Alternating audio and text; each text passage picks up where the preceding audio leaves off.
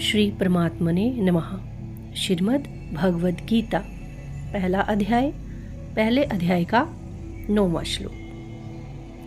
अन्ये च बहवः शूरा मदर्थे त्यक्त जीविताः नानाशस्त्र प्रहरणाः सर्वे युद्ध विशारदाः। अन्ये च बहवः शूरा मदर्थे त्यक्तजीविताः नानाशस्त्र प्रहरणाः सर्वे युद्ध विशारदाः।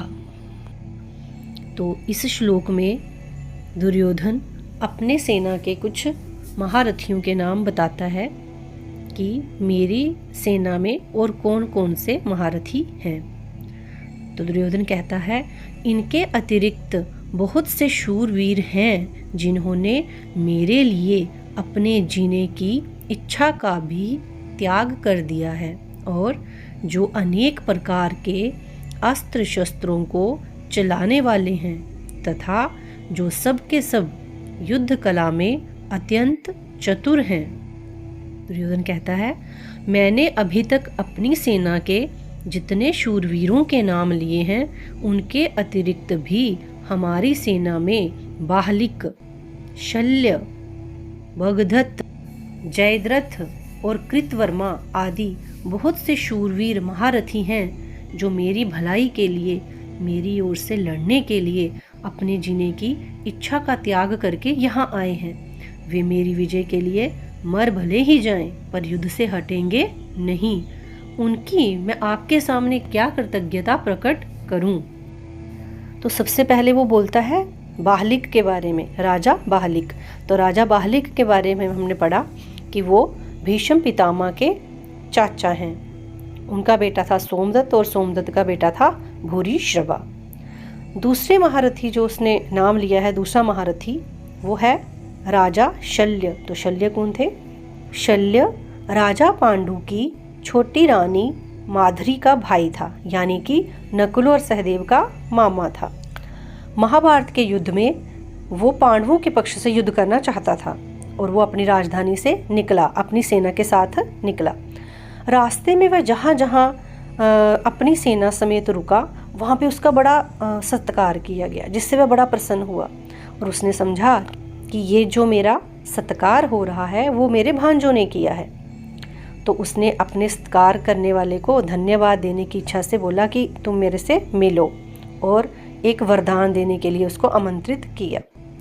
लेकिन वह देखकर हैरान हो गया कि सत्कार का जो पूरा आयोजन था वो दुर्योधन ने किया था।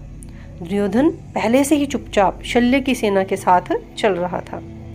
शल्य ने आभार प्रकट करते हुए दुर्योधन को वर मांगने के लिए कहा। तो दुर्योधन ने आग्रह किया कि वह युद्ध में उसके पक्ष की ओर लड़े। तो दुर्योधन की इस कूटनीति के कारण शल्य को कौरवों की ओर से लड़ना पड़ा। शल्य एक कुशल रथ चालक थे। जब कर्ण और अर्जुन का युद्ध हुआ तो कर्ण ने कहा कि अब तो मेरे पास इंद्र से प्राप्त शक्ति भी नहीं है, वो तो मैंने घटोत्कच के वध में लगा दी, और मेरे कवच और कुंडल भी नहीं है, तो कम से कम उसे एक ऐसा रथ चालक दे दो जो कृष्ण जैसा हो। तो उस वक्त कर्ण ने शल्य को रथ चालक के तौर पर मांग लिया और युद्ध में शल्य ने हर समय कर्ण का मनोबल गिराने की कोशिश की। लेकिन जो राजा शल्य थे वो बहुत ही शूरवीर थे, इसलिए दुर्योधन ने उनका नाम लिया। अगला महारथी भागदत्त का नाम लिया जाता है। तो भागदत्त कौन है? ये प्राग ज्योतिषपुर जगह है, वहाँ के ये राजा थे। इनके पिता का नाम था नरकासुर। ये अर्जुन के बहुत बड़े प्रशंसक थे, लेकिन कृष्ण भगवान को ये अपना दुश्मन समझते थे, उनके बड़े कट्टर प्रतिद्वंदी थे ये। ऐसा माना जाता है कि ये महाराजा पांडु के दोस्त भी थे, लेकिन इन्होंने जो महाभारत के युद्ध में कौरवों की तरफ से युद्ध किया था, और ये कृष्ण से इसलिए नफरत करते थे क्योंकि कृष्णा ने इनके पिता का वध किया था। तो ये भी बहुत बड़े महारथी थे, महाराजा या राजा भगदत्त। उसके बाद आते हैं राजा जयद्रथ। तो जयद्रथ कौन था? ये सिंधु प्रदेश के राजा थे और इनका विवाह कौरवों की एकमात्र बहन दुशाला से हुआ था। मतलब कौरवों की एक बहन थी जिसका नाम था दुशाला, तो इनका विवाह, जयद्रथ का विवाह दुशाला से हुआ था। जयद्रथ सिंधु नरेश वृद्ध क्षत्र के पुत्र थे। वृद्ध क्षत्र के यहाँ जयद्रथ का जन्म काफ़ी समय के बाद हुआ था और उन्हें ये वरदान प्राप्त हुआ था कि जयद्रथ का वध कोई सामान्य व्यक्ति नहीं कर पाएगा। उसने साथ ही ये वरदान भी प्राप्त किया कि जो भी जयद्रथ को मारकर जयद्रथ का सिर जमीन पर गिराएगा उसके सिर के हजारों टुकड़े हो जाएंगे। अगला महारथी है कृतवर्मा। कृतवर्मा यदुवंश के अंतर्गत भोजराज हरिदिक का पुत्र है। वृष्णि वंश के 7 सेना नायकों में से एक है। महाभारत युद्ध में इसने एक अक्षौहिणी सेना के साथ दुर्योधन की सहायता की। ये भी कौरव पक्ष का बहुत ही बहादुर योद्धा था। महाभारत के युद्ध के बाद जो 3 कौरव बचे थे वो थे कुलगुरु कृपाचार्य, अश्वत्थामा और कृतवर्मा। आगे दुर्योधन कहता है ये सभी लोग हाथ में रखकर प्रहार करने वाले तलवार, गदा, त्रिशूल आदि नाना प्रकार के शस्त्रों की कला में निपुण हैं और हाथ से फेंक कर प्रहार करने वाले बाण, तोमर, शक्ति आदि अस्त्रों की कला में भी निपुण हैं।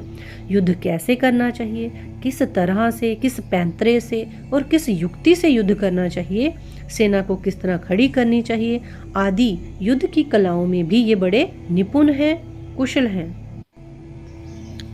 अन्ये च बहवः शूरा मदर्थे त्यक्त जीविताः नानाशस्त्र प्रहरणाः सर्वे युद्ध विशारदाः। जय श्री कृष्ण।